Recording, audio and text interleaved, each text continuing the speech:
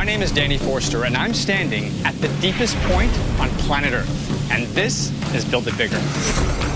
As an architect, I have traveled the world investigating some of the most incredible feats of engineering. And right now, I'm going to take you behind the scenes of the most dangerous construction project in the world. Over 2.5 miles below the Earth's surface, the deepest gold mine ever is getting deeper by the day. In 3, 2, 1. At over 12,000 feet under the Earth, where earthquakes are a constant threat, 5,700 of the world's toughest workers face a job site with temperatures hotter than 150 degrees. My God, burning hot water. Where makeshift supports hold back millions of tons of rock. I'm gonna lose it. All for one of the most valuable metals on the planet. Solid gold. That's not even a joke, that's actually solid gold.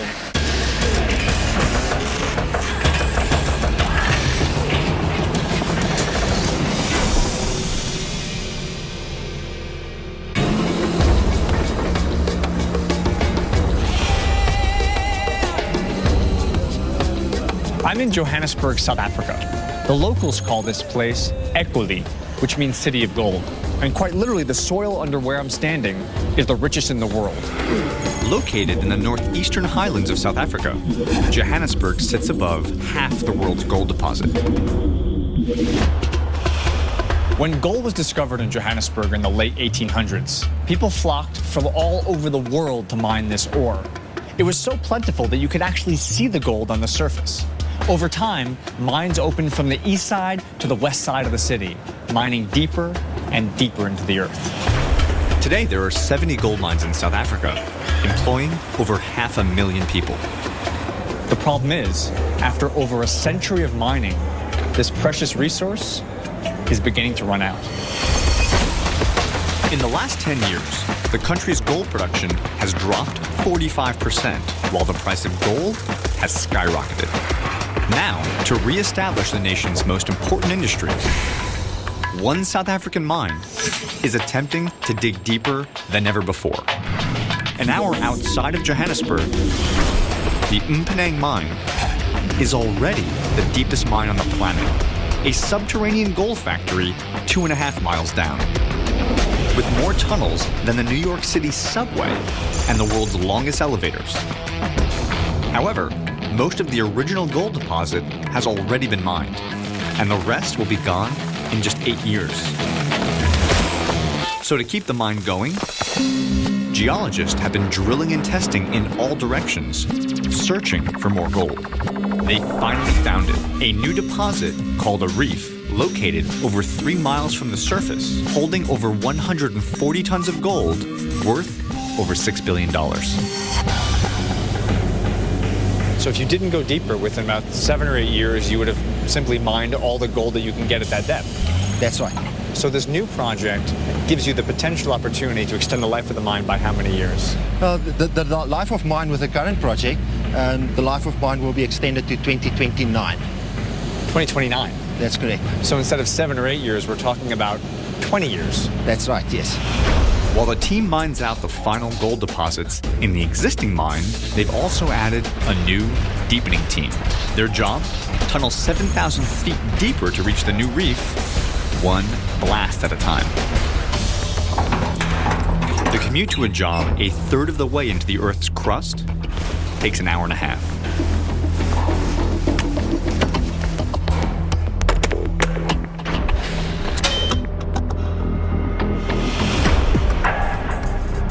The trip starts in the longest elevator in the world, a 50-ton beast that carries 120 miners at a time. You know, given where we're going, Gordon, you guys didn't do much to kind of soften the blow and make this thing look nice. This is it. This is mining. This is reality. You ready? Okay, right, let's go. Right on key, Billy. All right, here we go.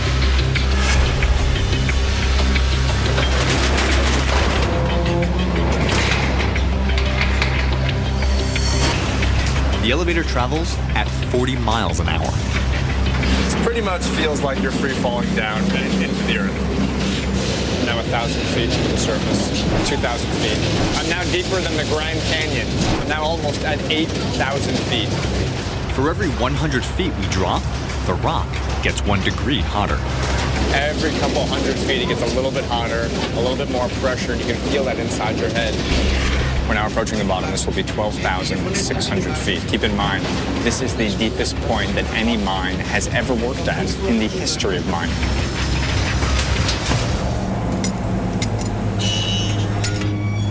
From the bottom of the elevator, it's another 1.5 miles to the face of the tunneling project.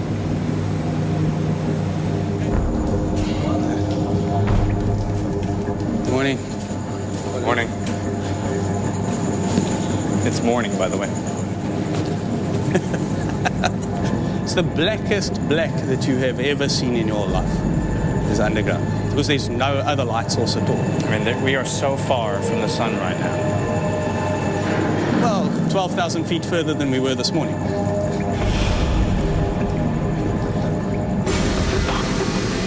The closer you get to the active face of where the rock is, the hotter it gets. So as I step down, right, every single step, I can feel the temperature getting slightly higher and slightly higher. And right there, that is the very deepest point in this mine.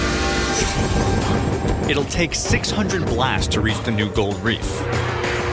They're prepping for blast number 540. And blasting in the deepest spot on Earth is unlike any other kind of blasting. Faults scattered throughout the rock make earthquakes and rock falls a constant danger. Punishing geothermal heat also makes the working face a scalding 150 degrees Fahrenheit. Oh my God. That's burning hot water. The water that's being heated by this exposed quartzite is literally brought to the point of burning my hand just from the energy from the earth. Energy from the earth, and then, of course, the drilling.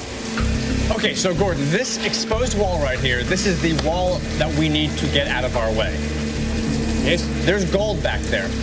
Yes? So this wall has to continue to push deeper into the earth to enable us to go up and straight out to get that gold. Correct.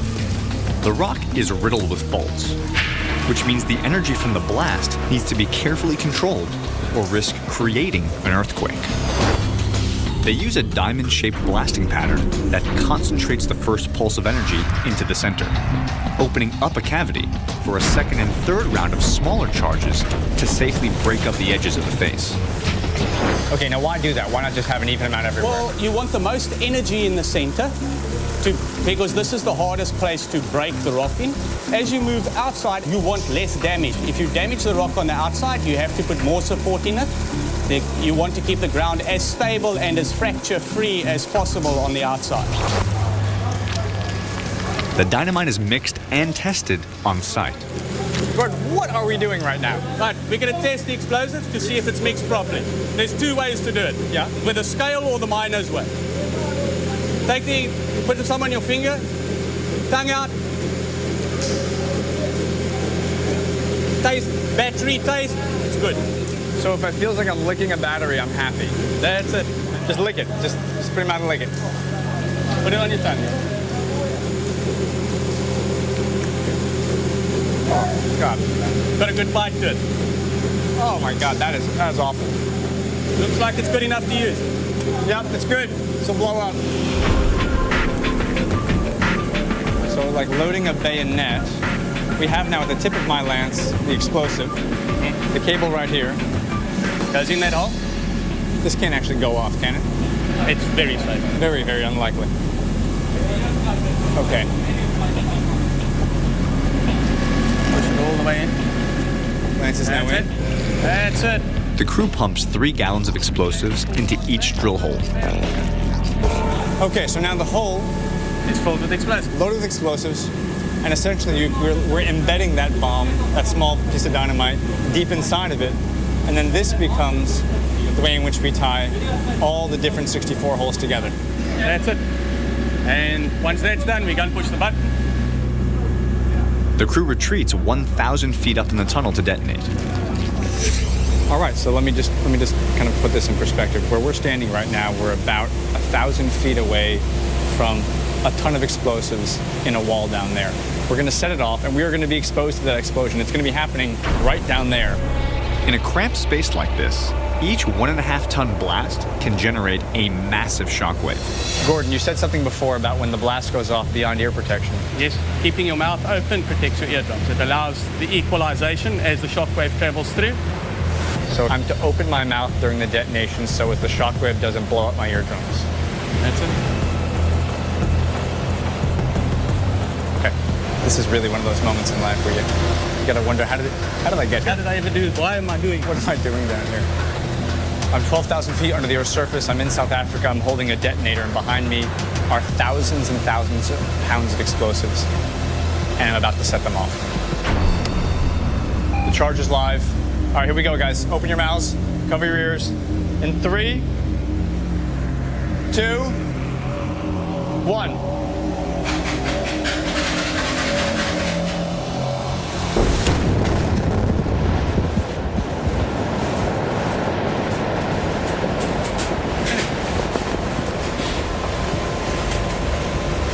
That's it. We're alive. The blast is done. My eardrums are safe. Look at these smiling, happy miners. We did it. That blast fractured 100 tons of rock. So Gordon, that's exactly where the charges were set, right there, right? That's right where those bolts are, that last line of bolts. That's where the face was before we blasted it. So Gordon, how much did we advance the tunnel with this blast?